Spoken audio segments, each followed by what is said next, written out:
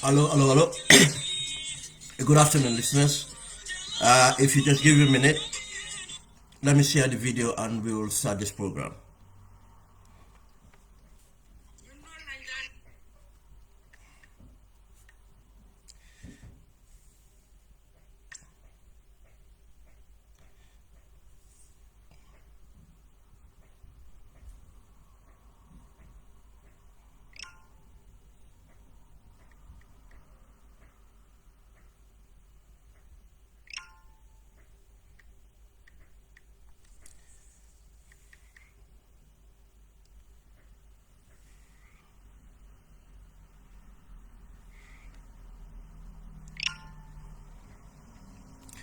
Thank you. Assalamu alaikum, listeners. I hope you can hear me loud and clear. Today is Sunday, the 11th of July 2021. The time is just gone 22 minutes past 3 in the afternoon in Birmingham, England. It's me, Suleiman Ben Sware, coming back on Facebook Live for a brief conversation. There's not enough time to deal with the issues that we need to deal with. I am preparing to go to work later, but I just need to come on.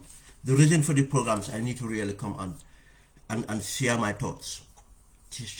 I never planned to come on program today when I went to bed last night, but waking up and engaging social media again, I just have a need to come and share. And it's one way of taking things out of your system and concentrate in dealing with other issues. More important, other important issues, as this is very important. And that's what inspired the program. What this program is about our priorities. Our priorities as citizens and as nation. And to be very careful about this distraction. The distraction is one thing, but the strategy being applied in order to maintain the monopoly of power. What I want people to understand that there's a monopoly of power. And yes, the politicians are part of that. But the monopoly of power in our situation, in our situation, is about a cabal. It's not only about politicians. And if we say politicians, we don't only refer to a government. We are referring to the political class. We are referring to the problem with our other social influences, our private sector, our social influences within civil society. What makes a country, or society for that matter, are these three aspects: the public, the private, and the social sector. And we don't expect the public sector to work properly in the absence of these two. But one thing I'll tell you, the importance of this social sector is, we call the civil society. If they do their work right, they are the ones that hold the private and the public sector to account. But they have to hold themselves to account first. Because in always the case, the private sector and the public sector are always in partnership to defraud the people. Because it's very rarely we have people who aspire to go into political office to bring about transformation, change for the people. In most cases, people that goes to political office, they go for their selfish interests. In most cases, in our case, I'm talking about Gambia and Africa for that matter.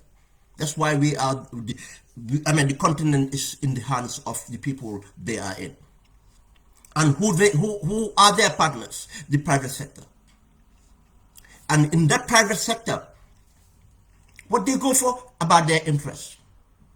That interest, it's about the profits they make, and to maintain a monopoly. To control business, their interest and a monopoly. Then how do they get the civil society into it? That's the corrupt civil society. And people within society, again, we have seen now, civil society become, it's been history anyway, an environment for people to come out to have the size of part of that cake.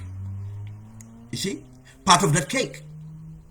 Now they easily corrupt some of the people or most of the people within civil society, one way or the other. Civil society become complicit, and then that's why our governance fail, because all these three sectors fail. Because civil society should be the platform that holds the private sector, holds the public sector, after holding themselves accountable, to make sure they do things for the greater good. But in the rare occasions, we have people in these positions, be the civil society, be the public sector, and people that thrive in the private sector are mostly the corrupt, unethical people, because they know they take part in the game with the cabal. Then we should be very careful.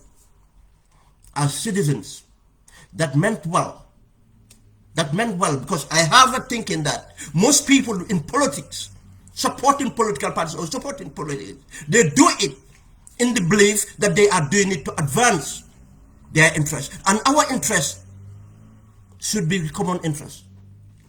Because if we fail to capture the common interest, we cannot have social justice, and the failure of social justice will fail to have security and peace. And the failure of security and peace, we don't have our desires.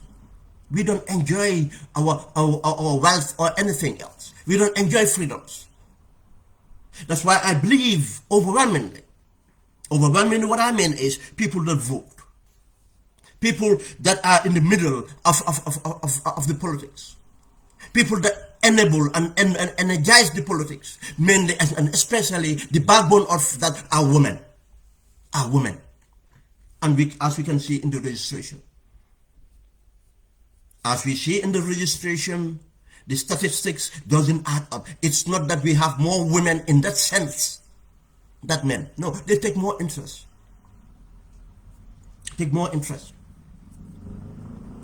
If that is the case, what I mean is, if we are in political parties, let us be responsible in holding our parties to account, our leaders to account, in order for them to be able to lead. A good politician is only the politician who is accountable. A good politician is only the politician who is accountable. in order for them to be effective in ensuring they deliver their promises or they lead their party in opposition. Because I will tell you, there are always people coming, and the same people will come and hijack. You winning an election doesn't mean that your desires as a supporter to a political party would be ensured. No. We have what we call the state capture. The cabal is always calculating. The cabal have their representative in every political party that matters. The cabal are strategic. The cabal are investing in politics. The cabal are investing in every sector and investing in civil society in order to control their thoughts and their behavior, win their confidence in order to influence them when the time matters. They care less. The cabal care less, knowing that whoever wins, they are the winners. Because what will happen is, before 100 days in office, they'll ensure that their dividends are cashed in. Before 100 days in office, their dividends are cashed in. You see the appointments reflecting the cabal. We've seen it in 2016. We see it in 2016. We have seen it in the other countries. We have seen it in South Africa to the extent that they have a commission called the state capture. We have seen it in Senegal, the cabal. Then, my brothers and sisters, if you mean well for your country, we mean well for your people, hold accountability within your party, hold accountability at every aspect. That doesn't mean that you have to be rude. That doesn't mean that you have to insult. That doesn't mean that you have to be divisive within your own political party. There are ways and measures that are applied within structures in order to address problems. And this goes for every political party in that country. We have to ask ourselves, if we fail to achieve our ambition, our desires, that's a failure, and we should diagnose that failure. We really will do. What we do, we'll blame our customers. We blame the voters. We blame other people. We blame the person we're competing against.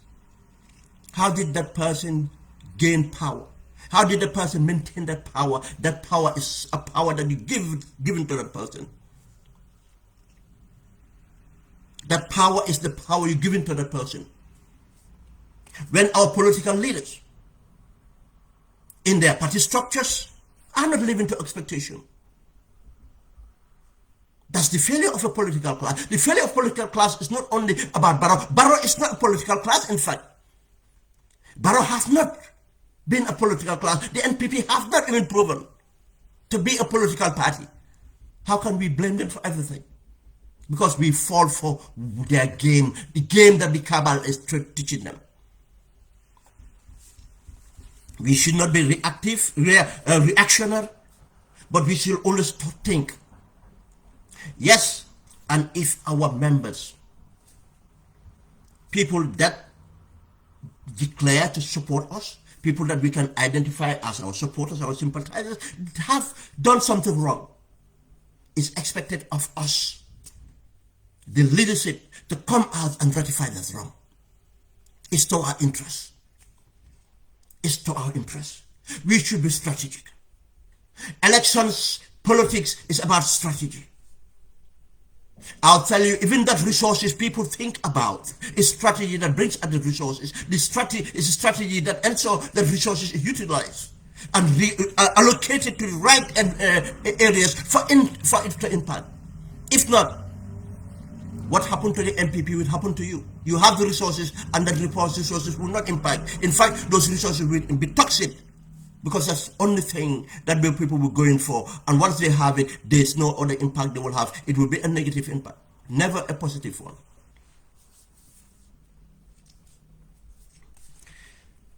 And there's a distraction. And this distraction is a game. I am talking from a position of strength. My background as intelligence officer, I'm talking from a position of strength. And let's put history in this. The origin of this. People think that this is new. And people keep on advocating that this is new in Gambian politics. It's not true. It's your understanding of Gambian politics. Probably you don't know Gambian political history. Not only Gambian political history, probably you don't know politics for that matter. And I know there's a distortion. Until we comprehend and understand the impact of social media, then we will not comprehend what's going on. That's why people acting on social media keep on failing or be disappointed because of their expectations, because they don't understand social media itself. I can wake up in the morning, browse, and I can tell you a lot about what happened without posting anything. I can post in order to find out about a lot of things or confirm some of these things. There is a reason for certain people to come on social media. Yes, so many people are on social media, don't even know the use of social media. They come and put their emotions, but they don't understand that other people have their emotions that they bottle in. What they do, they strategically come and put something that they think in order to control that emotion or in order to deal with the effect of that emotions, what caused those emotions. Let's put this in perspective. Politics, that's what it is. Tell me a country where there's no political tension. I'll tell you a country where it's a dictatorship. Wherever there's democracy, there should be, and there will be a political tension. It depends how that tension is managed. That's where it matters what you as citizens are doing. Because of the politician and the economic class, the cabal will always do what they do. Let's go to America if you want. Why did America turn out the way it turned out? You think without social media you have Trump? You think without a cabal in America you have Trump? You can learn from that. Do you think without social media would have Boris Johnson? You think without social media we will have this political class we have the United Kingdom? Do you know the political class we have in the United Kingdom is the worst since the time of democracy in this country over a century ago? It's because of the effect of social media. You can become with the cabal, the corporates, and it can easily make you, to be where these are issues we should understand. And let's keep it to Gambia. Let me give you an example. Can someone tell me, in the history of the Gambia, before the protectorate used to vote, ask people that know, when they were voting in the colonies, to tell you the tension between Kebafun, tension between Olfin, tension between other candidates, the tension with the Muslim Congress, the tension between other political parties between Banjul and Combos and Mary. Do you know how ruthless it was? Do you know the tension between the PPP and the UP? It will be relative to that time. At that time, it was a big tension. Innocents have been whole. When people talk about political violence, do they know about when government ministers in the First Republic used to go out and be caning? They used with Daniel Doh. They work with a lemar, a government minister. The history is there. Daniel Doh lemar, the lemar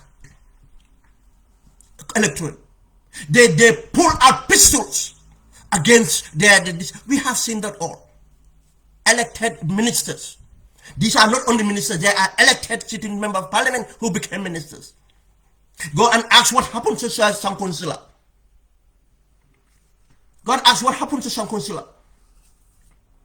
You see, these tensions are all relative to what it is. You can go on in the First Republic.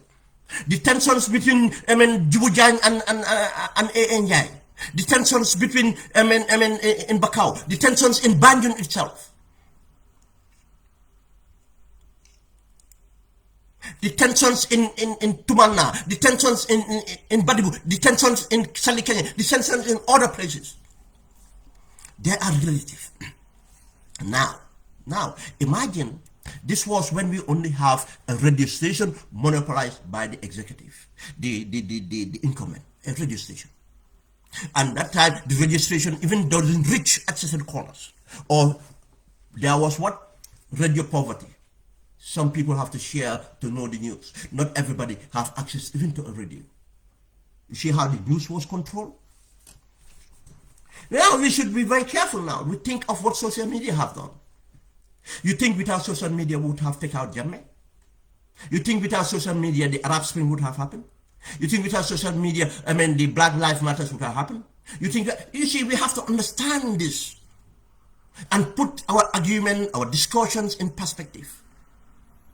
And if we understand this, then we will know how to react. And if some of us come out and make a post and decided to be measured, we know what we are avoiding. Our extreme views are kept within us and shared in forums or areas that it can be handled. If we want to vent, we vent within people, open-minded people that can understand and that can help us to calm up and use that anger and channel that anger properly. We will not just come out and just send everything out because of it's dangerous. People leap onto it, people that doesn't have perspective of history and just and it will be toxic. We have to be responsible. We have to be responsible. What happened is, I give an example. Some of these things that happen used to happen at Bakau Bantaba. But Sanchaba might not even hear about it. Because the time they talk about Bantaba and this thing, before you get to Sanchaba, people have to deal with other issues. Let us not even think about it moving from Bantaba to Sarakunda. But now, not something that happened in Bantaba, something that happened in someone's bedroom can be amplified to be in Washington, to be in London, to be in Ankara, to be in every capital of this. How is that possible? Social media. Now, if you want to do a comparison, you want to say there was no problem before? No. What we should do is to recognize the power of information, to recognize the enabling environment now, social platforms. And we use that to create that greater good. Hey, I can go on and tell you a lot of things that had happened. But it was managed due to that environment. It's only one radio and so on. And the rest, how was it managed? As I said, if it is managed, it was because of a dictatorship. When we had a dictatorship, yes, the fear factor, everybody was silenced. Technically, only people that were not silenced, we have seen that evidence. Either they have to flee, or they have to be prison, or they have to lose their jobs and everything. That's the evidence. Let's talk the fact. People were not quiet. It's either you are so brave to stand the heat and stay and take the brunt, or you decided that you can't take that. What you have to do would be take your second option is to leave the jurisdiction of the Gambia and continue engagement, or leave the jurisdiction of Gambia and keep that whatever, your feelings or whatever within you, or try to forget about it or something like that. That's human nature. But it was dictatorship. That's why it was controlled. But the dictatorship ended because of what? The main was the enabling environment because of social media. As I said, the Arab Spring and everything happened, and we can all see the fact in there. And we see that in Senegal, didn't we? Now, I give an example. We now have seen the language coming out of Senegal. Now, because it's amplified. Now it's coming in different sectors because of social media. There's no control. You see, every country evolves in that manner. It depends what you do with it. That's why Gambian saying saga si Gambian politics is a lie. Du dega. Mungi in every politics. Depend na naka lañ ko defé, naka lañ ko contrôler. I am not saying dañ wara saga, but dina am. Extrêmement légui nga xamné nit ki dafa moko laf ko def mu dem. Nit ñang non sagante. But we have to be careful. That's where we come in to be responsible with this. We don't give them the platform. We don't enable them. We counter them. We are Deganenko, Nukogis. It's out there. It's out there. The evidence is there. Now, do you hear now? Macky Sall amul bay, Macky Sall this, Macky Sall mbam la ndax xar la nakla, Macky Sall. No, and the same people are saying this were the people that and so Macky Sall been there. Without Yana March, without the youth movements, without social media, Macky Sall would not have won the incumbent. But the minute he became an executive, the cabal came in. They hijacked, the cabal hijacked Macky Sall. The corruption that they fought with Macky Sall, for Macky Sall to be there, Macky Sall went into that with the cabal. The same people. The Samuel Sarr and all the others who were around this thing came around this. That's the fact. Who were with the victims, the opposition that were with him to put him in power.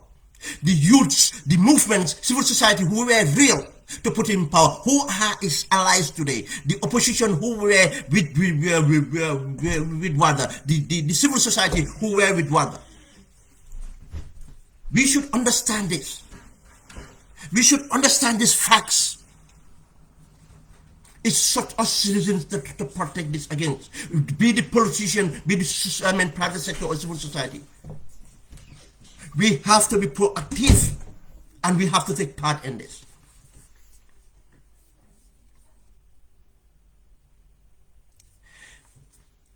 And the silence. You see, every day we are celebrating Gambians. And the amount of Gambians present on social media who can read and write, who can articulate, who proclaim to have all the vouchers or the ideas and everything. Do we hear them? And some of them will take the excuse that I don't want to be insulted, I don't want to be doing this. I'll tell you what, if your country is not worth you being insulted, you will end up having a country that's completely, disorganized or end up being destabilized.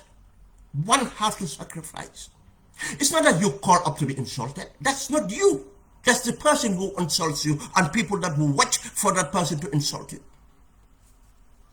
We cannot just change society by sitting down, especially the able, especially people with privilege.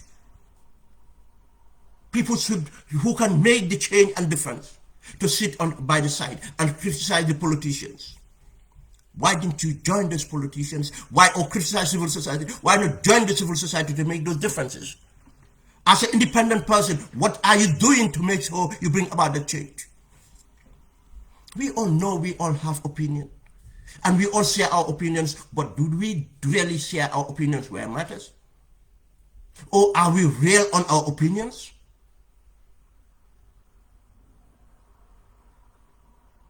Yeah.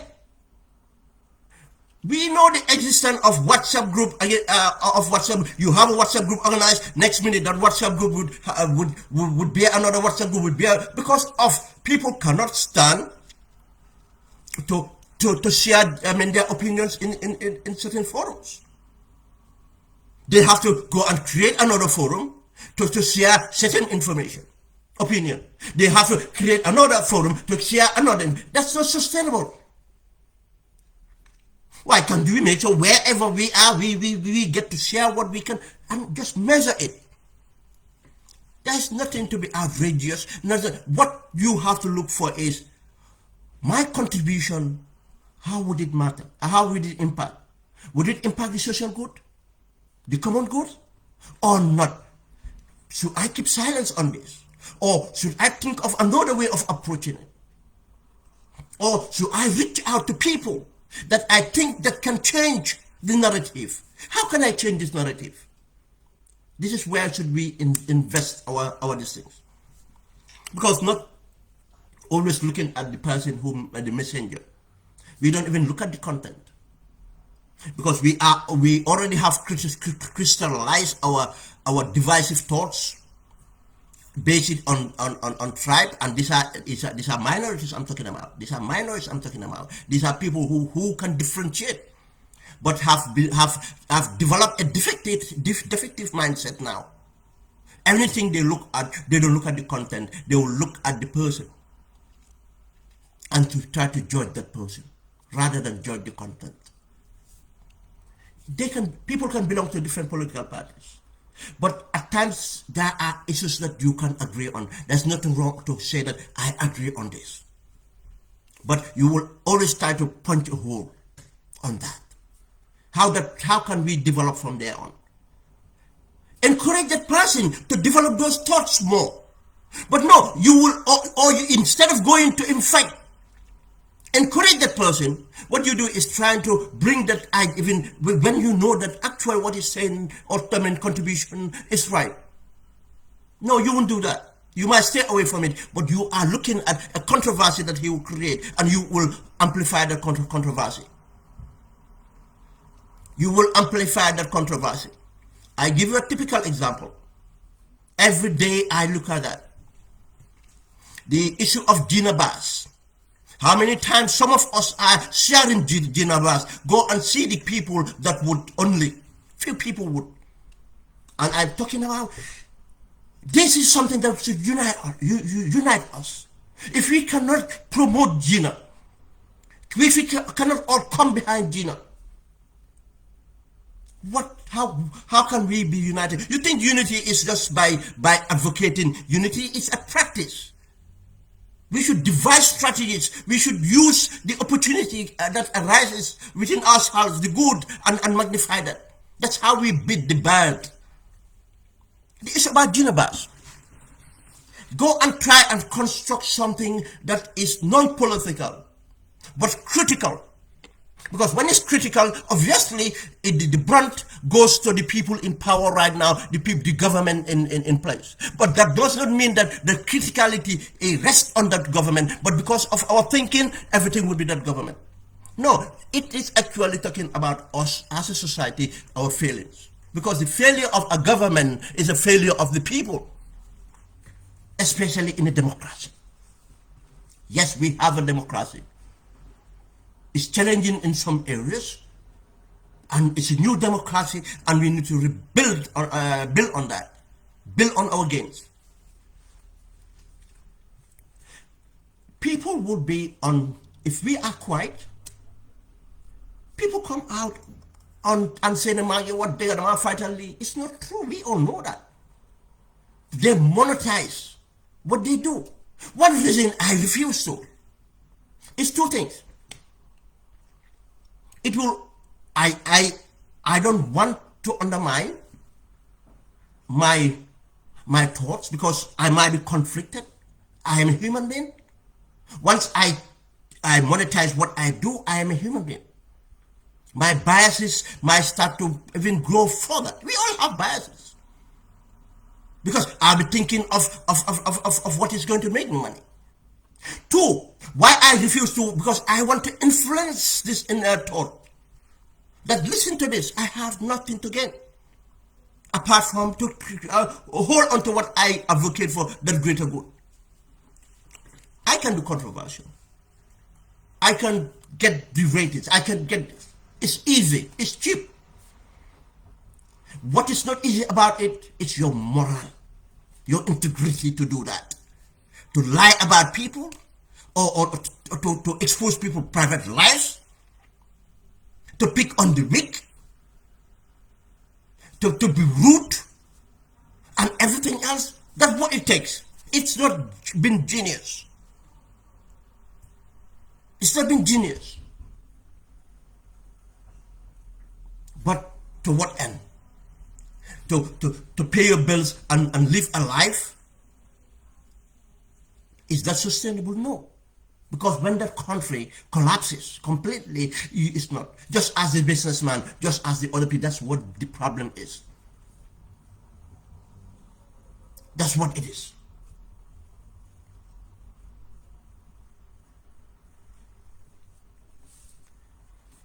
We should be very careful, be strategic how we approach things. Let us not fall for it. Let us not fall for it. As I said, people will do things because that's what they're capable of doing. Because social media is accessible to them, they can just pour things out there. But who helped them to magnify it? Who helps them to amplify it? Sorry, because we put a magnet, we put the what you call it? We put it under the microscope in a manner that would just give that person relevance. What is important about what it says, apart from being despicable? Treat it as that. When we engage, let's engage on a different level. Let's engage on a different level. Why not take the good and put that thing under the microscope so that it will go? If we play that game, that's what moves on. But as I said, we have responsibility, be it as leaders of political parties, as independent citizens, and if we want to look at things, just imagine how did we in this 21st century have someone like Barrow and people around Barrow to be our leaders. That's the fact. They are our leaders. How can you be calling yourself, or we calling ourselves whatever we are? They are the one determined now. We are firefighting. And now we are falling onto their strategy. You see, every government do that. The politicians do that. PPP did that in many aspects. They were not perfect. But what it does, it caused the downfall of the PPP in order for us to we went into dictatorships. That's why broad daylight, they just finished after 30 years of government. Just think about that. Just think about that. How did a 30-year-old government just collapse their broad daylight because of these failings? We went into the dictatorship because they undermine. You see, people undermine themselves within. It was the perception was the rivalry was between UP and PPP, and the PPP managed to manipulate the systems rather than to foster the democracy. No, manipulate the system to marginalize the opposition, which was the UP, and kept it like that, and manipulate, put in a mechanism to manipulate the civil society, and kept it like that. You see, and now we went into bed with the private sector. They went to bed with the private sector and individuals in the private sector because those people wanted monopoly. Now the PPP lost their economic strategy. They lost everything because of now there's nothing to control the corruption. There's nothing to control the incompetence because of now the infiltration have ensured that now they are appointing people based on nepotism, based on a tribe, based on certain interests. Now, which started between the PPP and the UP and the rivalry, then obviously people started to say it's about tribe. It was never about tribe. It was about interests. Yes, the PPP came about because of the lack representation. If you know our political history, the petro trade have never been represented. Now they have seen a need to be represented, and the petro trade party was not made of one tribe. But no, we are good at pointing at the leaders and to say that they represented. No. Actually, it was one of the most diverse representations. Now, the UP was seen as an elitist and representing one tribe. That wasn't true. Yes, there's a prominence of an elitist person leading the party who comfort himself as an elite, comfortable to call himself an elite or behave as an elite. But that wasn't true. But what ensured, and the finally what happened, the country started to degrade. The PPP started to be mighty and be only player in town. Complacency ensured. If you want anything to succeed on, you have to be seen as empathetic or be part of the PPP. And the private sector now dominated by this PPP angle. The civil society, social aspect started to do this thing. Look, after 1994, the entire archives of Radio Gambia was sold out because it was all about the leaders of the PPP. As if there are no other contributors to Gambian history or the contributors of Gambian relevant people within society to be sung.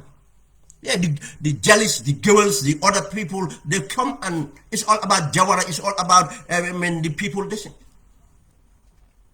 You see, that what happened is the minute the PPP thought they monopolized the power, rupture happened. The NCP came out of the PPP. That's what continued. Do you know how many parties came out from the PPP before Andus Kamara? It came out from the PPP. What was that all about, right? Would anyone look at Andus Kamara and say pride? No. There were major disagreement on how the PPP was governed, but there's no structure in the PPP to tell the truth or facts. This monopoly continued to the extent as of Jawara feel undermined. That's why Jawara went to the Congress in Mansa Konko to test. You know, if a leader goes to the level that he has to test the loyalty of his people, rather than look at the structures, look at the party, look at the system within the party that ensure democracy thrive, internal democracy. No. It's all structured around him, everything revolves around him. Jawara was the most popular president in Africa. Jawara was the most popular in the Gambia, personality in the Gambia. That was not disputed. But one thing he was criticized for, his leniency. He's unable to control his party. The party was hijacked by a cabal. To the extent that he has to go to Mansa Konko and declare, and we all know that was not meant. I cannot have time to go to the facts. The facts are there. And if you read critically in the Jawara's book, the facts are even there presented. It just presented differently. The intention was never meant. It was to identify the people that he perceived, because of the amount of intelligence that came out from the NSS. The same, you see, again, the security sector role play.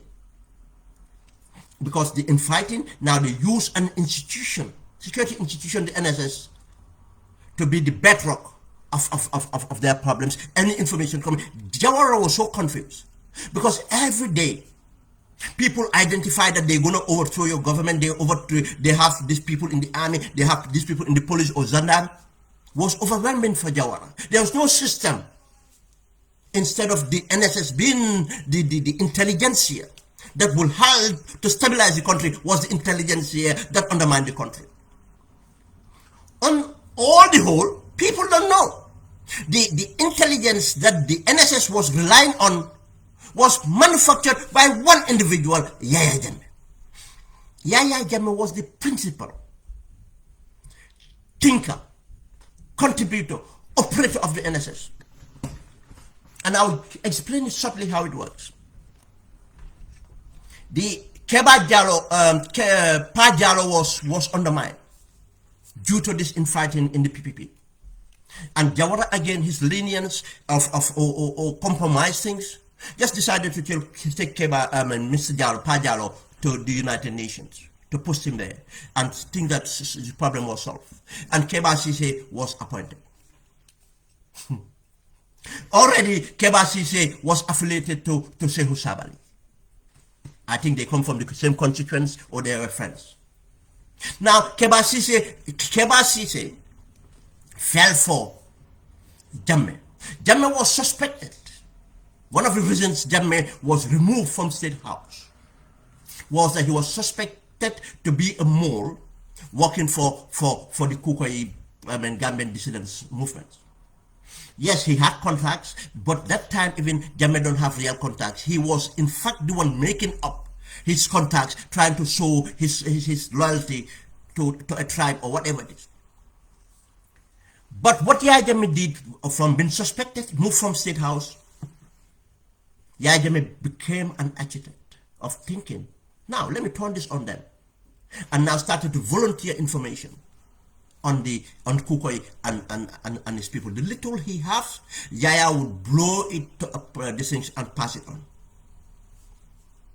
And people that know, right now, very senior police officer who Yahya Jammeh have used, who was a station officer in Birkama.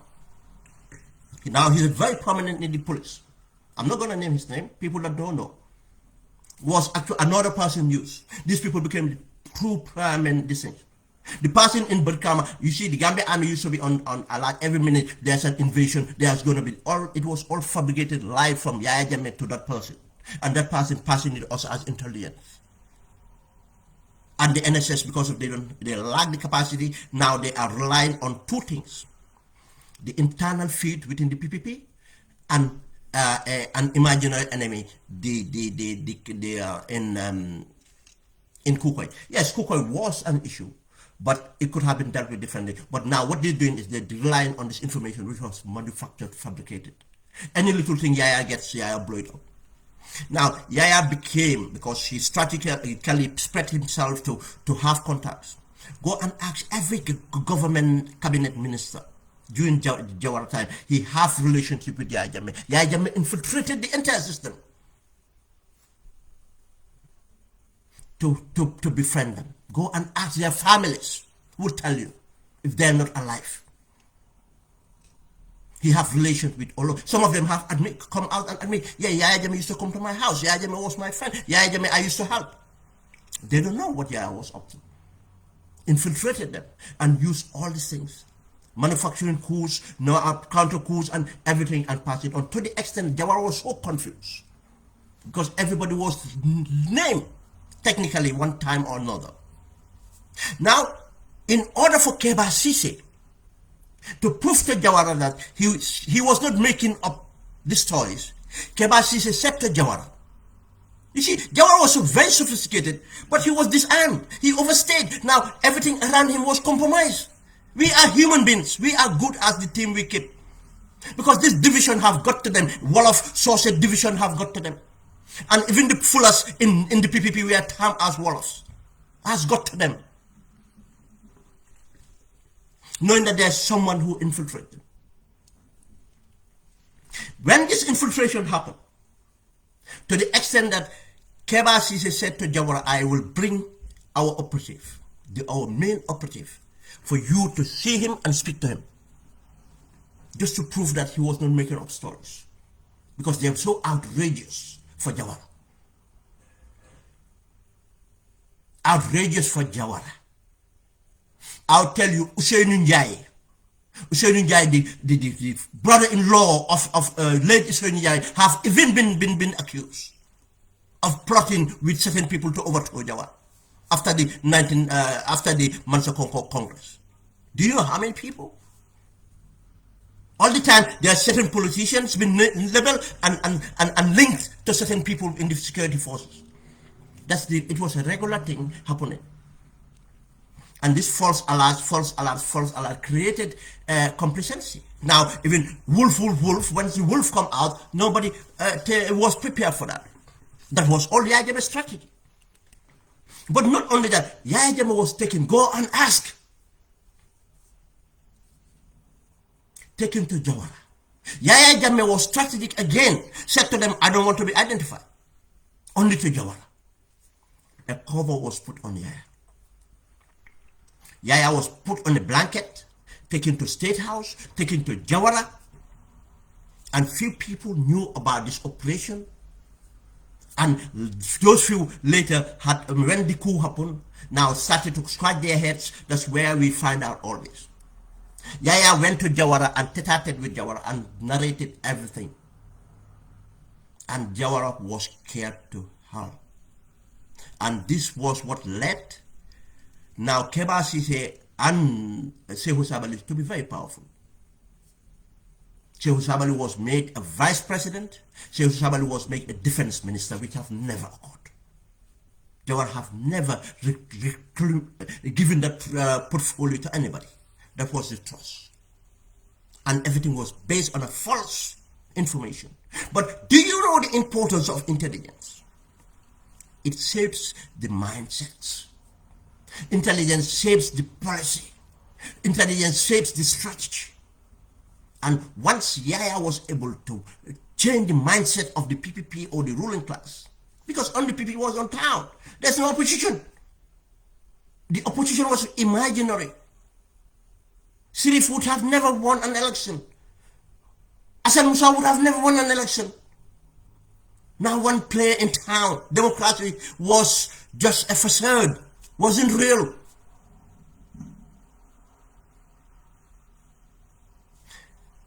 This ensured the thinking and everything fell. The Secretary General was controlled by Yaya Jammeh passing information. Again, I can reference, go and listen to the Kababajo's testimony at the TRC when he explained how Yaya Jammeh took him to the Secretary General to say that he is not going to take the scholarship to go to course to Morocco. And this was the material time of 1992-93 towards the coup. If a lieutenant can match his colleague to the office of the Secretary General to literally say that I am not going to course, but I want this course in fact to be given to my friend. This is not only about the chain of command, the audacity. We ask yourself, why would this guy have the audacity to disregard an order, to disregard the chain of command? How many hoops Yaya had to jump to go to the Secretary General if never heard of? A lieutenant cannot go and sit with the Secretary General. If you sit with your force commander, in fact, you have tried. Your company commander would have handled that issue, and you will be reprimanded for that. But no, he has conquered everything. He has controlled everything. Power of information, power of intelligence here. And people think Yaya Jammeh is stupid. How did he handle us for 22 years? This is not my testimony. Go and check. Kaba Bajo will not lie about that, knowing that the Secretary General is alive. And why did the TRC not bring the Secretary General to answer some of these very important pertinent questions? That's the compromise. That's why I said the TRC itself was defected. Why? Now, and what he wanted, and short it happened. Kaba Bajo took the positions and went to Morocco to officer training. Did you ask yourself, why did Yaya didn't want to go? What was onto Yaya? Yaya knew what he was working on. He knew that going out to talk Morocco for 9 months or 12 months would have derailed that completely. He was at the peak. That was in 92, 93, somewhere around there. He was at the peak. He stayed. He stayed. Now the decisions become defective because of what? The information was defective. Information was based on the National Intelligence and the NSS, National Security Services. KBASIS. Now everything we were preparing for Kukwe Samba Sanyang. And I'll tell you what, if you do that, what the assessments are. One, now what they do, now they cannot trust the entire security forces. Lieutenant Colonel Mama Joe, I'll tell you, and yeah, I have what he wants. Now they went out with the influence of KBASIS, and Vice President now, Defense Minister, and the Defense Ministry, they bamboozled by at the Secretary General, they bamboozled Jawara to go and get the Nigerians based on an MOU. An MOU was not tabled in cabinet. Again, go and check the evidence according to Oye Jalo. According to the former permanent secretary of defense, Jack, Suleiman bin Jack, they all said this. It was not tabled in cabinet. No white paper, not discourse. The Gambian people didn't know. It didn't go to parliament. I know that, you know that, because the facts are there. Because of defected information. Now, we need the Nigerians. And we think that, and I think they use this idea of you set a thief to catch a thief. The Nigerians are good at coup d'etat. Now we bring the Nigerians to stop coup d'etat. You call yourself a democratic nation. You decided to contract a dictator that is unstable, that is brutal. And you decided to contract an institution that's undemocratic, the institution that does not know, that's always undermine the authority of civilians, to come and take over your already fledgling force.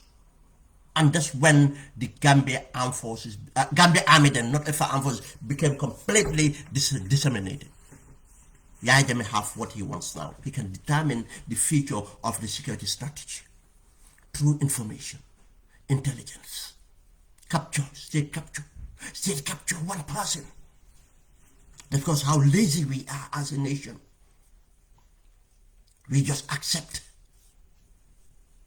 Our so-called intellectuals, we just accept. Because of that's the government, that's the president, that's the ministers. We don't critically approach and challenge. We just want to secure our jobs. We just want to do this thing, and we think the peace and stability of that country will be guaranteed. When the Nigerians were brought in, how can you? Do you know the effect of the Nigerians for the coup to happen? Two things I'll tell you. One, the Nigerians ensured. Now they took out everything that was there. Bam. Took out all the structures that we have to replace it with them. This brings in disgruntlement and grievance. All the senior Gambia army officers are just given non-jobs at the army headquarters.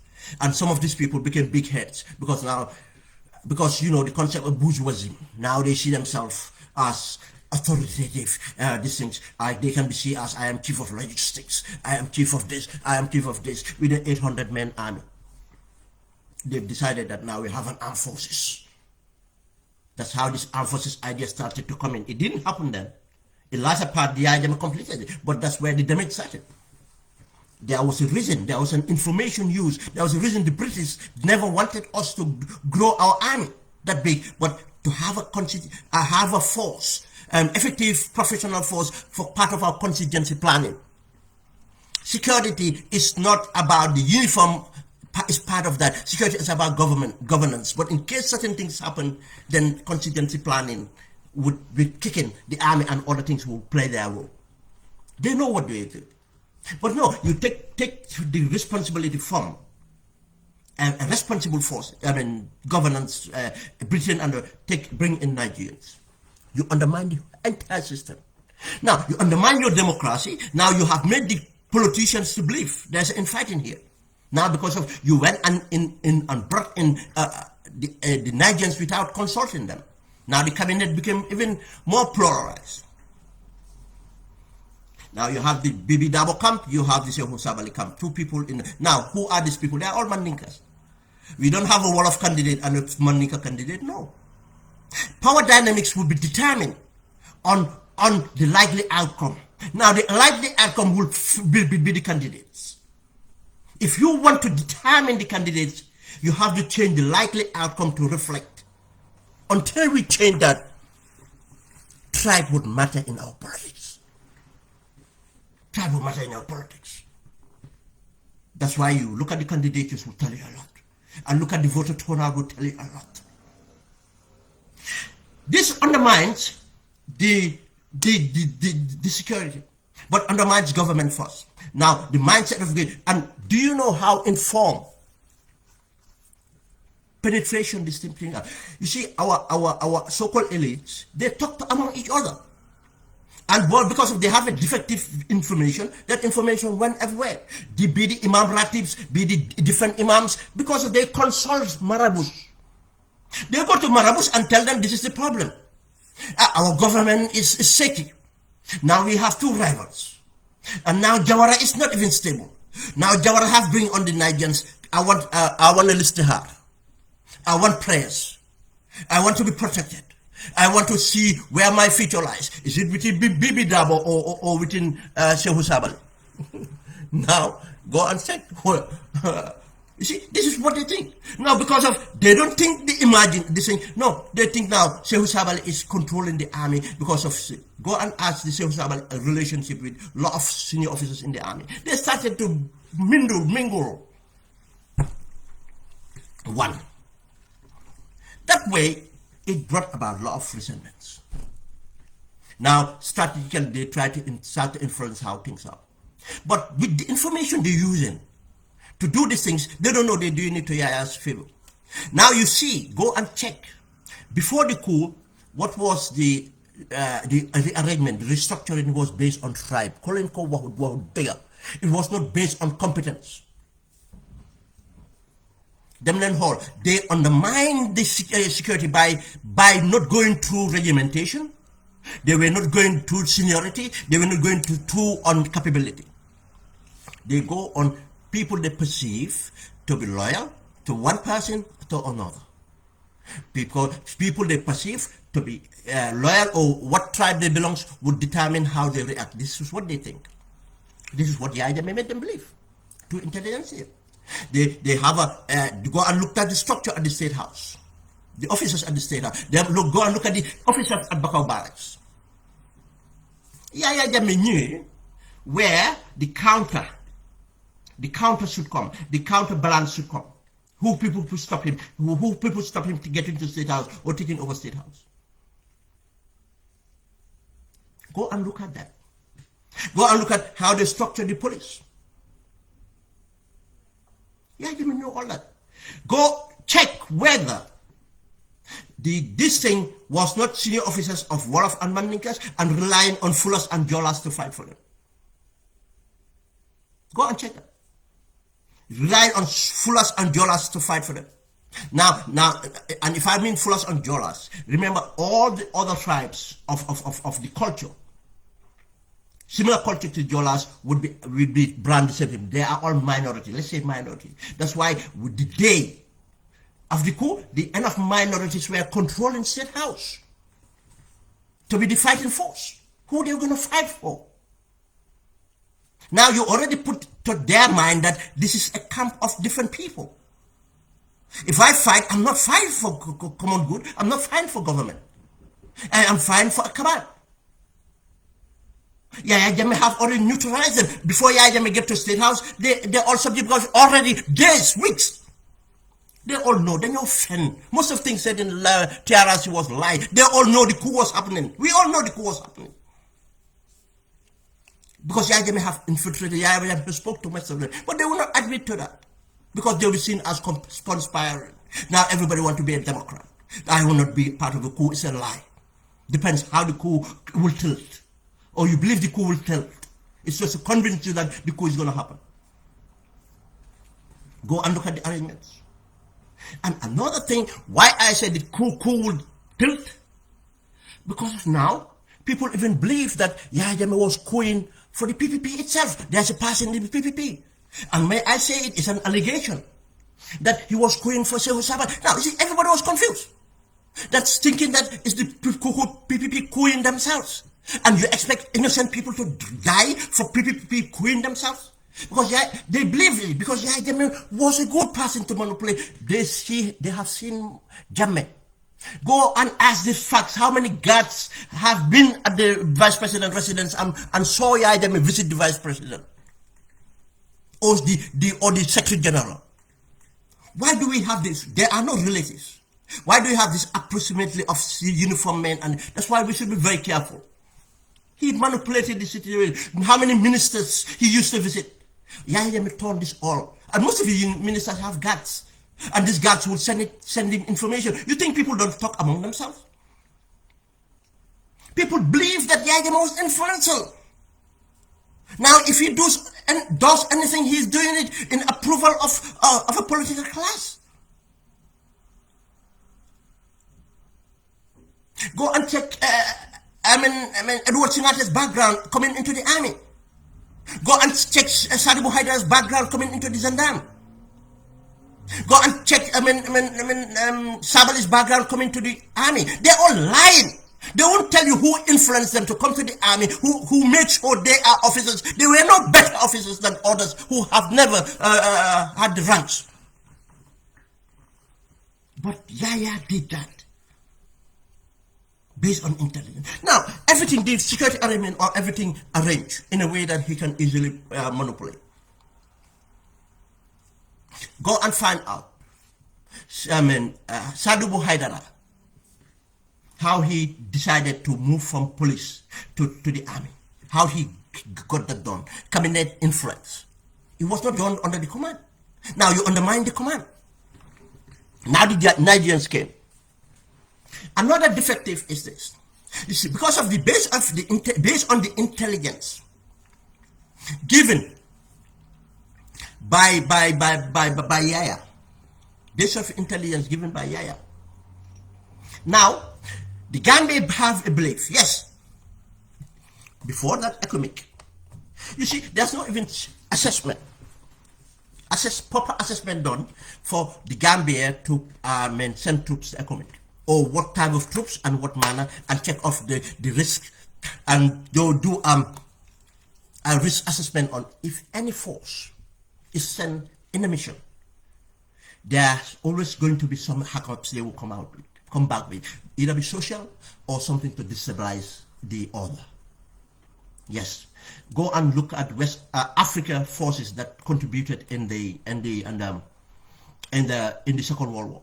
When they came back, go and check Algeria, go and check Morocco. Other countries. What role did these veterans play in fight for independence, and other countries, even Sierra Leone and others? Ghana, go and check what role they play. Another thing, the social aspect is, look at Vietnam, what Vietnam veterans coming back to this thing, and the Afghanistan coming back, and other things. And you see, these are things we have to know. And one thing you credit Senegal for, this is one thing they do well. When the troops went to Lebanon and other things, they always have contingency plans. They always assess these things and prepare the sustainability of this and how they're going to be carried out. But no, the failure again. But let's add to it. Now, there was a fact with economic when Dr. Fambule was former External Affairs Minister. Dr. Fambule was Education Minister before External Affairs Minister, Liberian. Dr. Fambule, Dr. Bomi, and Topman Jr. and Amos Sawyer and Ellen Johnson Shirley. These are all people, conspirators. Information they came with. Yes, some part of it was right, true. And this doctor, they the one who influences the economic, which is right. But was it looked at properly? Did we just react? Did we just take part? Yes, because of, yes, it's true, Libya had a role to play, and they were going to export it. But again, if we had done our assessment as Gambia, we are a sovereign nation, in our geographical location, Senegal, if we had done our review properly, defense review properly, we would have been informed right. What's going to happen? It's an insurgency. How do you fight an insurgency? What do you need for an insurgency? What sort of weapons do you need for it? What sort of men do you need? What sort of strategy do you need to fight insurgency? You'll find out the importance of intelligence here. How to organize your and other things. How to win the hearts and minds of the inhabitant people. Go and read Che Guevara in Africa. Che Guevara in Bolivia. Why he failed in all this. Don't only based on some theories put in some military doctrines. Go and do a social research on insurgencies. And that frame you better to manage it. We fell for this. What did we do? We run to China. I will say this here, I've never said. The minute the British Army training team have a problem with the briefings coming from the National Security Advisor in Nigeria. Again, we have a National Security Advisor. Do we understand the importance of understanding the dynamics of our politics, understanding the relation? You see, now that's already defected. The Nigerian might be an expert in national security, but he has not even lived in the Gambia so long to understand a lot of other things. Now he was relying on information coming from NSS, because if he was competent Gambian, I'll tell you, he would have detected a defect in the intelligence, because he would have deducted a lot from it to understand that no, that cannot be right, and he would put in a measure to ensure that the way the intelligence was gathered is ascertained, and to prove that intelligence was right or needed to be acted on the way it did. No. Now we have a Nigerian security advisor, we have a Nigerian contingent for securing our forces. What happened? They have this mindset of coup. They started, the soldiers started, they started to irritate the soldiers, because they came with a mindset of coup that they countering coups. Now they're starting to Gambian soldiers to even to believe that it's imminent. Coup is imminent. That's why Nigerians are here. They started accusing people, innocent people, that anytime they see groups of soldiers, they run, because they put into the Gambian military intelligence guys that a coup d'etat was imminent. Do you know the effect of that? And so they empower a mindset of coup d'etat, and now they bring in their insubordination of civil authority to the eyes of Gambians. What happened?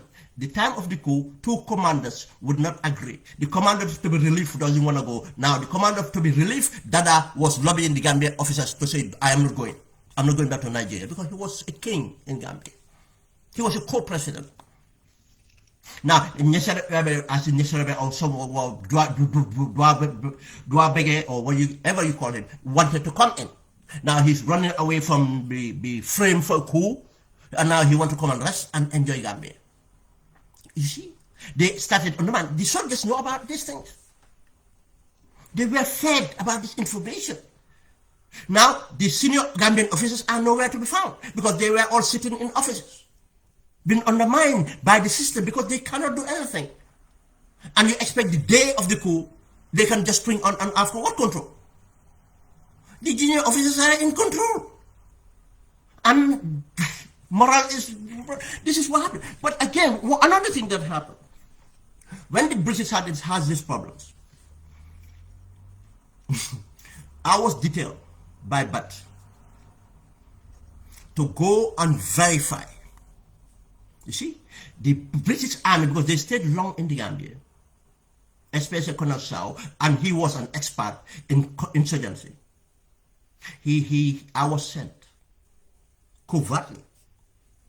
And just to tell you how easy things were within the forces, I raised my hands, go and find out, ask any Gambian in the security forces then who's having me. A section was formed, and deliberately, even though I was already a section commander, that's another story for another day, but I was still not, they still refused, because of a conflict I have with an adjutant, to be promoted. But I had the responsibility of my own section. I commanded that section, and we did the counter-insurgency training that some police officers can vouch for, and other things. And run my section, I never had a problem with that. In fact, they were bringing difficult people to my section to manage. But when it comes, the British were strategic. They know it doesn't matter. All they want me to determine me going to Liberia and to have a way of operating independently. They didn't interfere about my promotion or anything.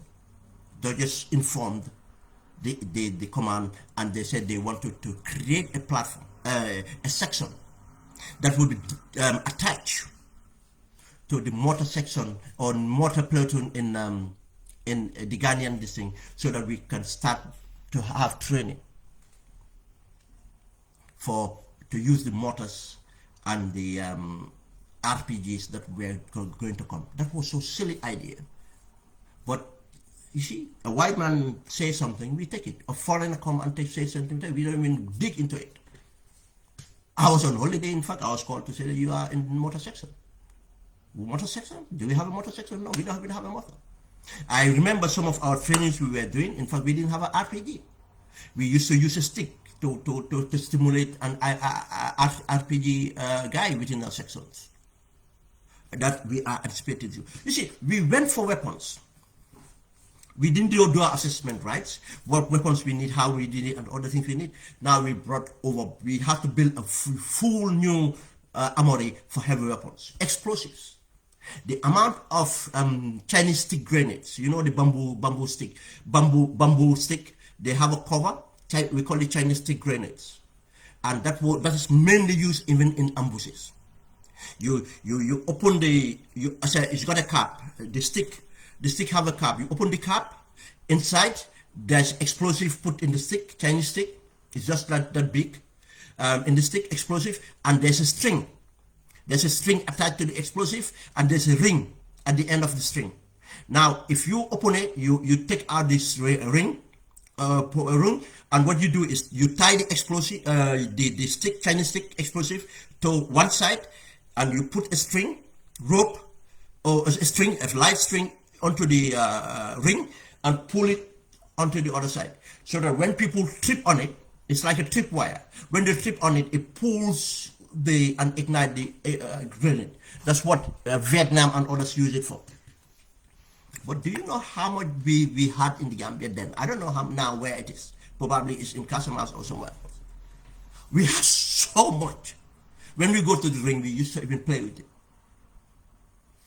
And it's just crazy, the decision being made. We were preparing for an insurgency, and we didn't do all the things that we didn't do. No, we went for weapons.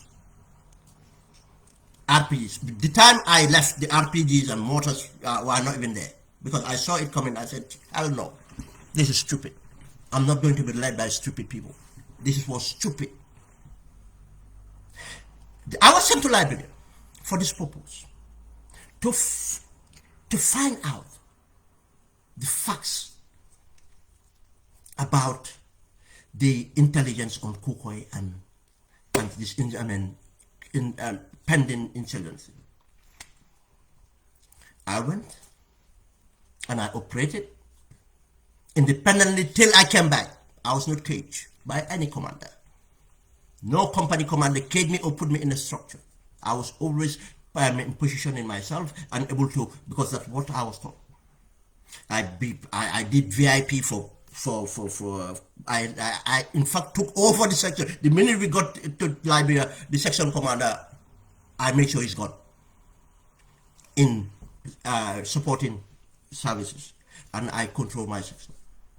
I selected the people that I wanted, and there's a guy called Ibrahim B.I., I think, who was a Liberian background, and even though these people didn't know what they're going for, they just believe that Mota is different.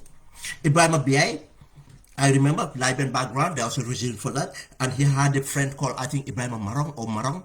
They are very close, the reasons to bring them together, and other things. Everything that needed, I was able to achieve, and went to Liberia.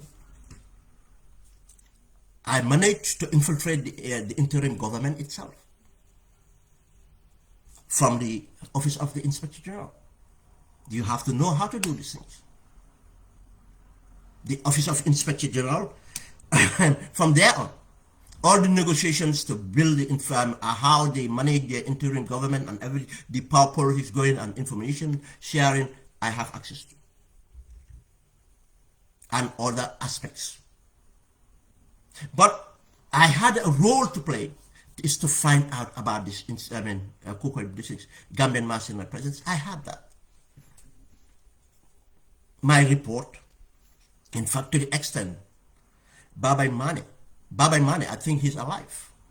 I think he's alive somewhere. But I can remember Babai Mane, in fact, bringing a lady who infiltrated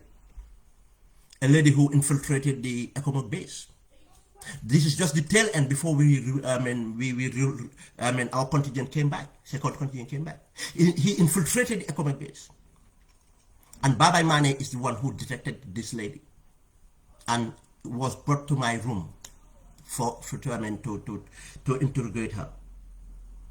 I did that. I took everything I need and I passed it on to the official intelligence there, that was Captain Sen, with the then Interior Minister Mbalo and Ture. I think the other guy was Ture, and Seninjai and others, they were there. I passed it on to Sen.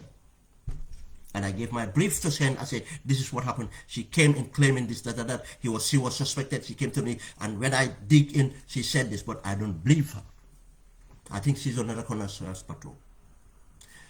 This lady was married to Black Jesus. Black Jesus is someone else. I'm not going to name the name now. It's a Gambian. Was married to Black Jesus. And he came with a story about Black Jesus being captured because suspected working with Gambia government and all those nonsense. There was an element of truth. They always give you that. But I said, this lady was here for counterintelligence. This lady was here for reconnaissance. We left Liberia a few months, Operation Octopus, and she was there to do that. But guess what? If the Nigerians knew that Captain Sen failed, because when they took the lady, and the lady was even not willing to go, I had to convince the lady to go. If you want what you're claiming to be happen, you have to go to Gambia and brief the authorities there. And Captain Sen flew out of Liberia with this lady to Gambia. What happened? I cannot say that on radio. But it was complete disappointment. She was disappointed. She came back to Liberia. She met me again. And I knew. You know, what these people are, they're psychopaths. They will let you know, understand, as Yaya used to do, what is going to come. And she said to me, how comes? Because she knew that I know what was going on, or I suspect what was going on. But nothing from there on. In fact, from her stay in the Gambia, she got intelligence on certain things. And she said to me, she was not impressed. Technically, that's what it said and so on. But I knew it's going to happen. And that's how, things left. But leaving Liberia, coming back, and briefing my reports and everything to the Bat Army Training Team, they made their recommendations. And their recommendations were ignored. Now they only listen to the Nigerians. And my reason to leave the army came out of that. I sat with Colonel Sao. He said to me, technically this, that they were going to pull out. This government is not listening, and they are taking the wrong decisions, and they don't want to associate with it. Technically, that's what he said to me. And I knew I'll have to leave. Because I know how much work was done on this, and can see everything going on. That's how Colonel Sao left. The Nigerians came, the British left. What did we have left? Within less than 2 years, what happened? As they predicted. When Kukoi came, and before Kukoi came, another interesting thing. Alphaba, when I left Liberia, people don't know. Alphaba was a counterintelligence as well, working for the British Army Training Team, not the Gambia Army itself. We were attached. And I know certain people. It's only few people I know directly, but I suspected certain people, so those people even don't know but we're using them. But the people I know that they were working, because I have worked with them in missions in the Gambia, and I handed over to Alphaba as a replacement to follow up on some of these things we are monitoring in Liberia about the Gambian mercenary.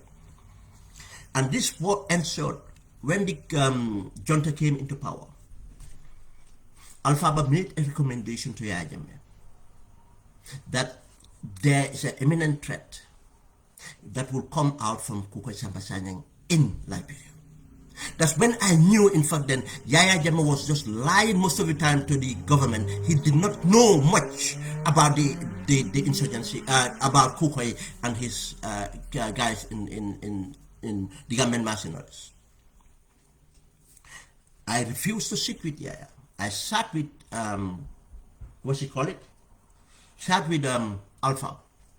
Because the good thing was the intelligence was not shared even with NSS. It was handled, and obviously what the British Army training team will do will take my intelligence as raw intelligence and have an executive narrative that they will send to this thing to cover whatever they do. The advice, as executive advice given to the head of state. Alpha said, appeal that I come and help him to do these things, because I was the one that did the extensive work. I have the institutional memo and everything else about the school. I said I don't want to get involved with this junta for obvious reasons, and I warned him to be very careful what you're about. Coups don't end well. And Alpha insists, and I said, look, for the interest of national security, I can go with, I can brief you. I never sat with anybody else apart from Alpha, but we sat. I deliberated on everything else, but to the point we come, I said, look, but Alpha, to be real though, this would need an update. You have to go to Liberia. Alpha said, no, I don't have the resources, the assets on the ground to do that, unless you come with me. I said to him, no. If I am to do that, I have to go alone, because I don't want anything attached to this regime. On this. If we agree, I'll go and pass on the reports and pass on the reports so you deal with it. That's what we agreed on. I refused to take any payment. $15,000 was given to me as air ticket. That's all. Not even my expense. I took that responsibility for obvious reasons. I went with ADC Airlines in Cameron Street, I think it was, around Gamtown. I bought my ticket for about $14,000, and that was then in 1994, late November, early December. I flew over for 2 weeks. Captain Pasani was then the contingent commander. Pasani, even I did not even disclose. I went and check up my assets and everything, and had a refresh my report and made my recommendations. Refreshed my reports and made my recommendations. And my recommendations happened because of, again, Yaya did not want to do the right thing. Yaya put in a mechanism to protect himself, not to protect Gambia. My recommendation was based on the same thing. These people would not change anything until it breaks. The same way they infiltrated Liberia, that's the way they're going to infiltrate along our borders as a Katong, Kudang, Farafin. Now, what do we do in order to avoid this?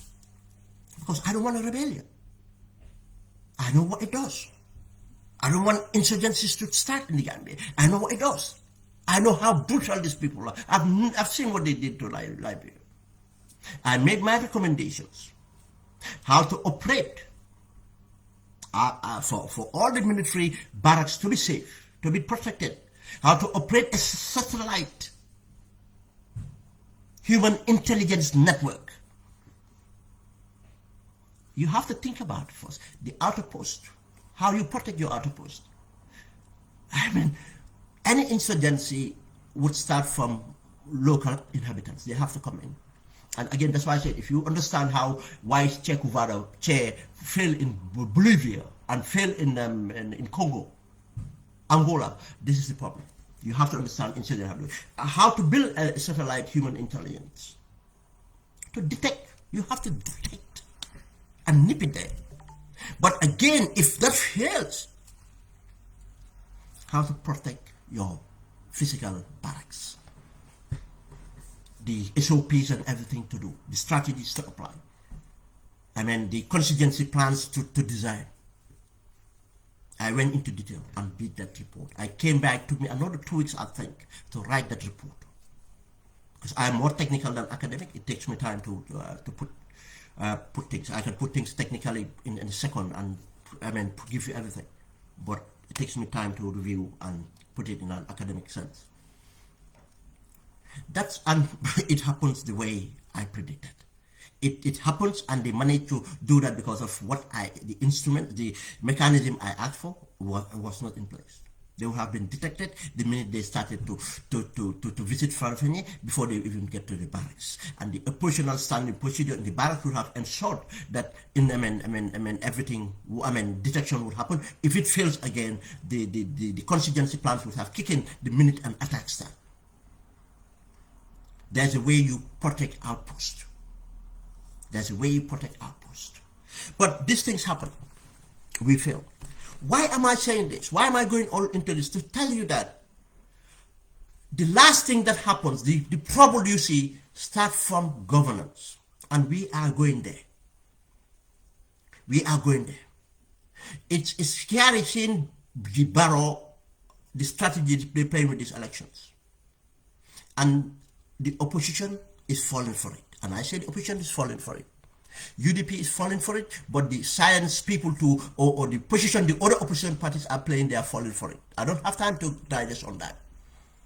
But I said you can react, but be strategic. But he's playing for it. Yeah, them played this for 20 years. Now these people are playing for it, thinking that he was going to advance him to the polls. No. It's just going to quicken our destabilization. As I said, the end of the day, when it happened, the opposition was within Bibi Dabo and Sehu Sabali.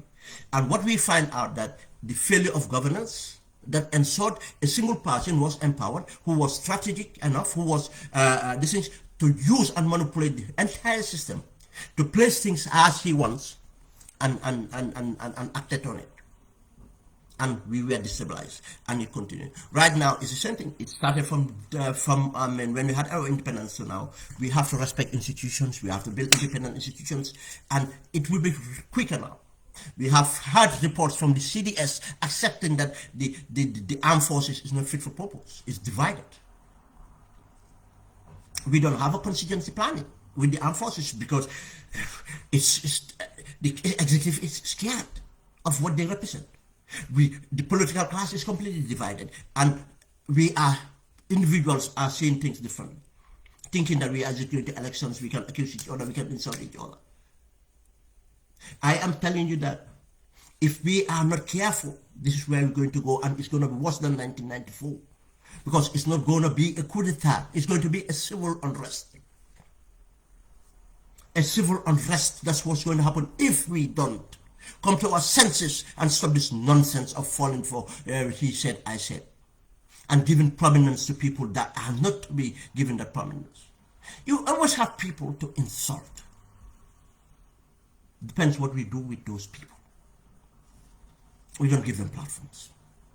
Or if they come out of platforms, we don't energize them. We don't re-echo what they do. But no.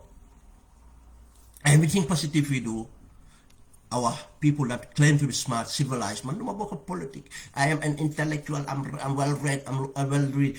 They stand by and thinking it's going to be fixed. But if hell break loose, do you know who come on top? The idiots would be on top. The criminals and idiots would be controlling the entire political class we hate today would not even be around. Because they're all going to be victims, we are going to be victims. And what happens is that the so-called intellectual will flee. They'll try and run as fast as possible. Those that are unlucky will be caught. That's what happened in Libya and everywhere else. You have Charles Taylor with these idiots that he built around him. He was a criminal.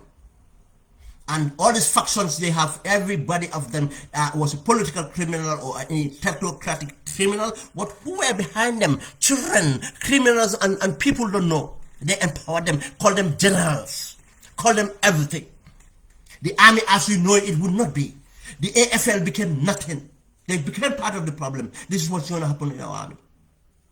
Our police would not be nowhere because of what is happening. Police cannot deal with. Police only exist where there's an order to help to maintain order. They cannot bring about that order. They're police by consent. You think 10 a police station in Bundung is responsible for whatever little bit of stability in Bundung. No, it's the citizens of Bundung.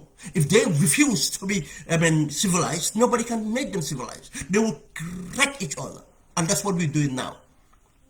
Our armed forces is toxic and is going to be. Our police will not able to handle things, and you think the economic forces would do that thing? We'll be crazy. We should learn from other countries. We should learn from other countries. Thank you very much, guys. That's all my warning is. If you think all these things is about joke, insulting and divisive, and thinking that it's about to win an election, no election will be won. We'll be in crisis. We'll be in crisis. I'm telling you from experience. And if people see me measured on social media and others, I have my reasons. Because I don't want to be part of the people flaming it. Does not mean we will not raise certain these things. We raise them for people to be aware and deal with it. Thank you very much, guys. It's been a long one. But we'll come and have this discussion in a different perspective. This was just a raw, taking it out of my system first, and to try to make people to think about it. It's not to the interest of the UDP. It's not to the interest of other political parties. And Barrow is completely disoriented. And that's why I said, whenever it happens, the greater contributor is the government. We accept it or not. The Jawara time, it was the government. In Jammeh time, was the government. Right now, it's the government. And Senegal is an example. Senghor was shuttled. They had all their maneuvering. But what happened? Abdou Diouf came, they have their maneuvering, but the signs started to happen. An election invigilator was killed, assassinated. And you said there's no election violence in Senegal. You know how many years ago? Over 30 years ago. I forgot his name, from a UN World Bank guy. It was so contested. They have to bring that independent person. Respected. Still now that case is not solved. They wanted to frame Ablaye Wade for that.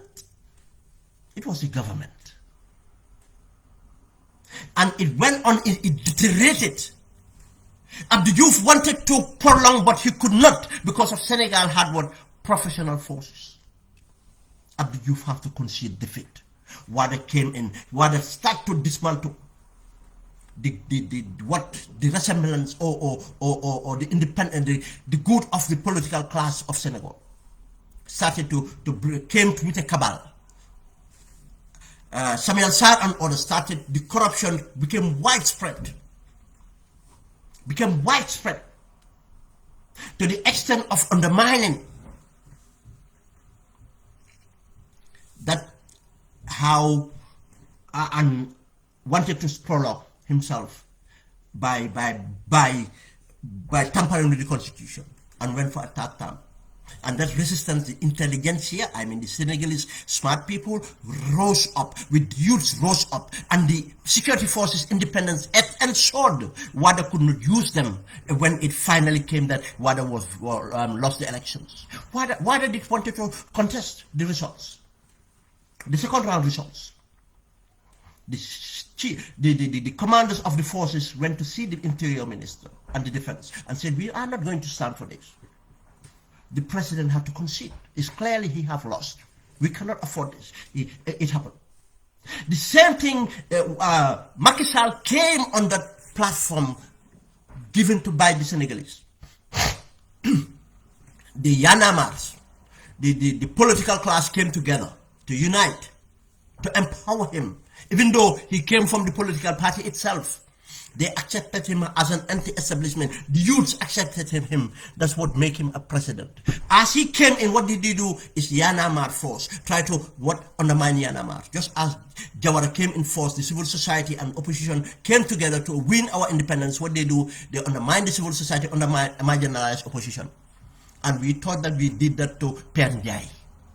We thought we did that to UP. The lack of a vibrant opposition, that's what it does. A lack of vibrant civil society, that's what it does. If we live in a closed society, that's what we do. We breed prejudice. We breed intolerance.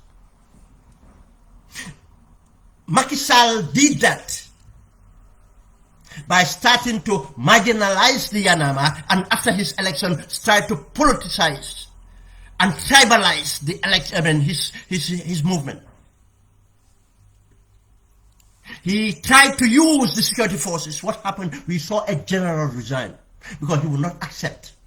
General Tin resigned. We saw the Senegalese intelligentsia come out again. That's what we should do, Gambia, and start to say Futa Tampi.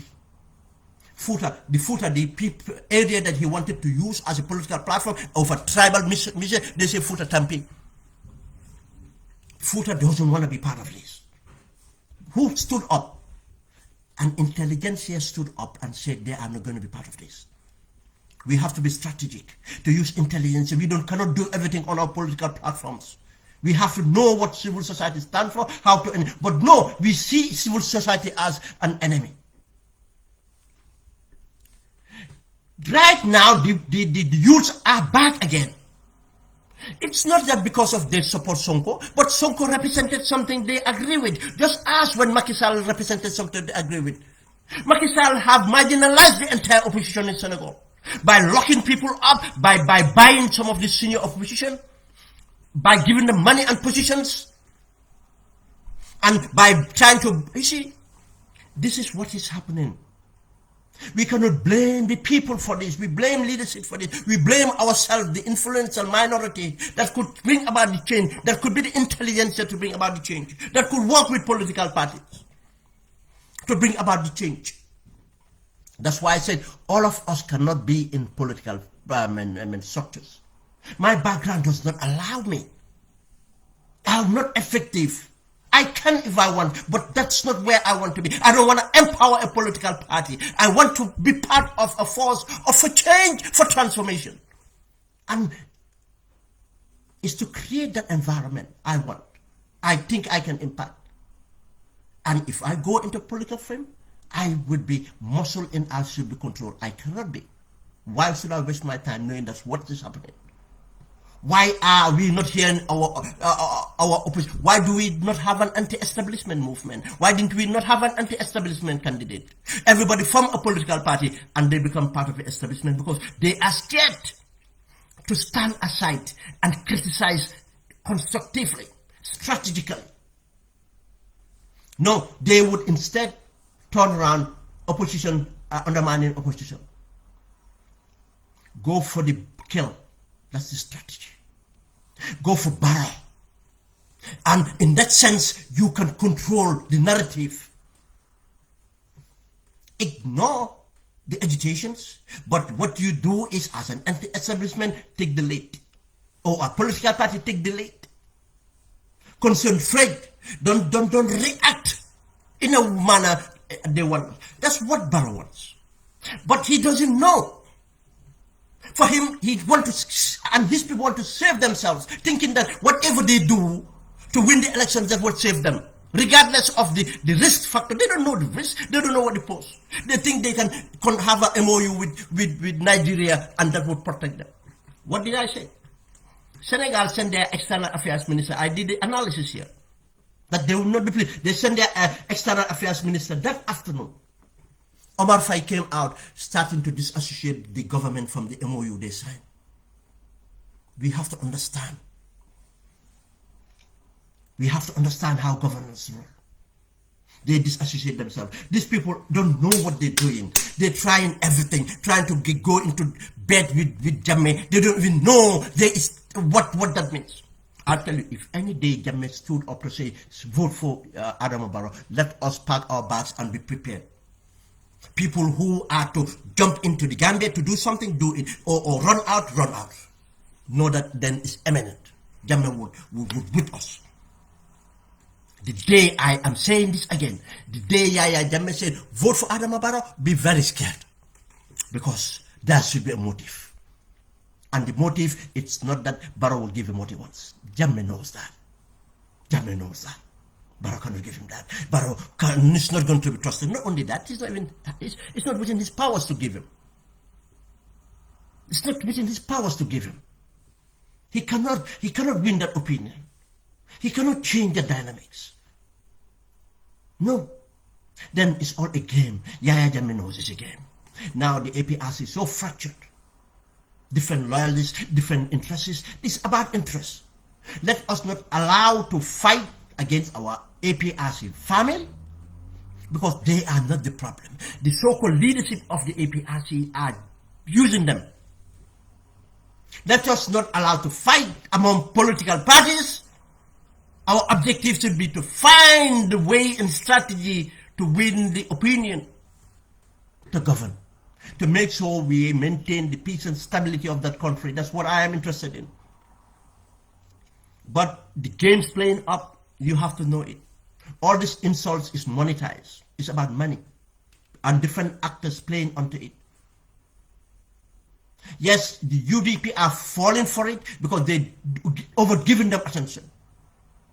I think you should be strategic. Concentrate on where you think that would advance your party, not to be distracted. Once you respond, then they have what they want. They have the viewing and they pay their money for insulting you. That's what they do. I don't have time to explain how Yaya Jammeh did it, but it's very similar. They want to label, that's why they want to label us as being xenophobic or anything, because what we stand for to stop violence. You think that will stop me? You think I'll be staying there to say I'm not xenophobic? Nonsense. Who said it? I know they don't have value. If they had value, they would not have said it. It's stupidity of them. Why should I concentrate on it? It's the same thing about the insults. Let it be about that person, not you. Don't mean give them the power to control your thoughts. You are greater than them. That's why they insult. Don't insult back. Just do what you think is right, and follow a strategy, a set, and go for it. It's elections. The destabilization is not to our interest. Thank you, guys.